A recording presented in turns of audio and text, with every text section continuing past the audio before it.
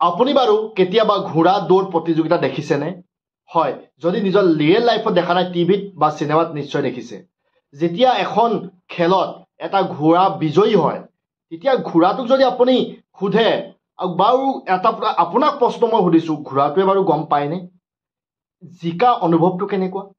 মই মনজিত গগৈ লৈ আহিছোঁ আন এক নতুন এডুকেশ্যনেল ভিডিঅ'। বোলো হৰি ৰাম, ভিডিঅ' মাথো মই সেইটোৱে চাম য'ত জীৱনৰ সমস্যা সমাধান বিচাৰি পাম। এতিয়া বন্ধুসকল, কথা হ'ল এইটো, প্ৰতিযোগিতাত দৌৰ মৰা এটা ঘোঁৰাই যেতিয়া বিজয়ী হয়, তেতিয়া ঘোঁৰাটোৱে এইটো অনুভৱ কৰিব নোৱাৰে বিজয়ী একচুৱেলি কি, জিকাটো তেখেতৰ কাৰণে কিমান মূল্যৱান বা কি ফিলিংছ হয়। আৰু সেই ঘোঁৰাটোৱে যেতিয়া দৌৰ মাৰে, কি কাৰণে দৌৰ মাৰে আপুনি ভাবক।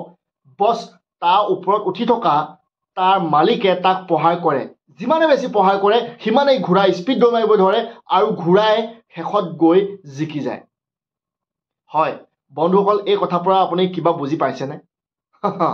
যদি আপুনি বুজিব বিচাৰে, আপুনি বহুত কিবা কিবি বুজিব পাৰে। নিজৰ লাইফৰ ক্ষেত্ৰত যদি আপুনি চায়, নিজৰ জীৱনৰ ক্ষেত্ৰত যদি এই কথাটো ৰিয়েলাইজ কৰি চায়, তেতিয়াহ'লে আপুনি গম পাব যে আমাৰ জীৱনটো সেই দৌৰ প্ৰতিযোগিতাৰ নিচিনা।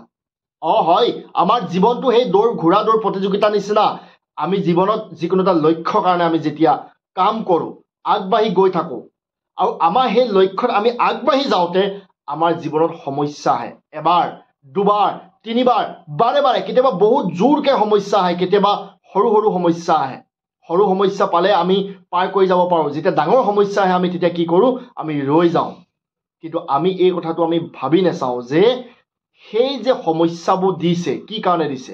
মানুহ যেতিয়া যিকোনো এটা পজিশ্যনত পাবলৈ হয় বা যিকোনো এটা টাৰ্গেট যেতিয়া তেখেতে ফিল কৰিবলৈ হয়, যিকোনো এটা লক্ষ্যত যেতিয়া তেখেতে উপনীত হ'বলৈ হয়, প্ৰথম মনত ৰাখিব সেই লক্ষ্যটোৰ কাৰণে মানুহজন যোগ্য হ'ব লাগিব।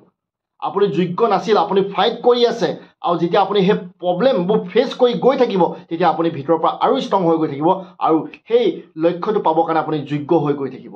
মনত ৰাখিব, যেনেদৰে ঘোঁৰাই গম নাপায় জিকাটো তেখেতৰ কাৰণে কি, কাৰণ তেখেতে দৌৰ মাৰে, সেই ঘোঁৰাটোৱে দৌৰ মাৰে মাত্ৰ মালিকে প্ৰহাৰ কৰাৰ কাৰণে। আৰু যেতিয়া আপোনাৰ জীৱনত আপোনাৰ লক্ষ্য পূৰ কৰিবলৈ আপুনি গৈ থাকিব, তেতিয়া আপুনি গম পাব যদি আপোনাৰ জীৱনত সমস্যা আহিছে, তেতিয়াহ'লে সেইটো আপোনাৰ ওপৰত মাৰ পৰিছে। হয়, মাৰ পৰিছে। সেই মাৰ কোনো বেলেগে দিয়া নাই, সেই মাৰ বেলেগে দিয়া নাই, এজনে দিছে। সেইজন হৈছে ওপৰত বহি থকা আমাৰ মালিক, ভগৱান, ঈশ্বৰ, আল্লাহ, যিয়ে বুলি আপুনি মানক, যাকে আপুনি নামানক কিয়, সেই ওপৰৰ জনাই দিছে। যেনেকৈ ঘোঁৰাটোক ফাষ্ট কৰাবৰ কাৰণে, জিকাবৰ কাৰণে মালিকে প্ৰহাৰ কৰে, আমাৰ জীৱনত আমাক জিকাবৰ কাৰণে ভগৱানে আমাক কি কৰে, সমস্যা সন্মুখীন কৰাই দিয়ে, আৰু সেই সমস্যা সলিউশ্যন, সমাধান উলিয়াই আমি জীৱনত আগবঢ়াটোৱেই মেইন। গতিকে মনত ৰাখিব, যদি জীৱনত যিকোনো লক্ষ্য পাবলৈ হয়, তেতিয়াহ'লে সমস্যাক লৈ ভয় নাখাব। কি কৰিব, যেতিয়াই সমস্যা আহিব এইটোৱে ভাবিব ওপৰজনে দিয়া আমাৰ ওপৰত মাৰ হয়। আৰু তেখেতে কি কাৰণে মাৰ দিছে, আমাক হাৰুৱাবৰ কাৰণে নহয়। ঘোঁৰাটোক কি কাৰণে সহায় কৰে, মাৰিবৰ কাৰণে বা বৰবাদ কৰিবৰ কাৰণে নহয়, জিকাবৰ কাৰণে। সেই আমাৰ জীৱনৰ সমস্যাটো দিছে আমাৰ জীৱনত আমাক জিকাবৰ কাৰণে। গতিকে বন্ধুসকল, যদি আজি ভিডিঅ'টো ভাল লাগিছে, তেতিয়াহ'লে লাইক, ছাবস্ক্ৰাইব কৰি দিব চেনেলটো, লগতে যদি পাৰে আপোনাৰ বন্ধু বান্ধৱীসকলক শ্বেয়াৰ কৰি দিব। বহুত বহুত ধন্যবাদ শেষলৈকে ভিডিঅ'টো চোৱাৰ কাৰণে। পুনৰ লগ পাম আগলৈ এটা নতুন ভিডিঅ'ত। গতিকে বন্ধুসকল, আজিলৈকে ইমানতে বিদায় দিয়ক। বহুত ভাল লাগিছে আপোনালোকে চেনেলটো ছাবস্ক্ৰাইব কৰিছে, ভিডিঅ'বোৰ শ্বেয়াৰ কৰিছে, লাইক কৰিছে, আৰু এই ভিডিঅ'টো যাতে লাইক কৰি দিয়ে। থেংক ইউ ছ' মাছ। পুনৰ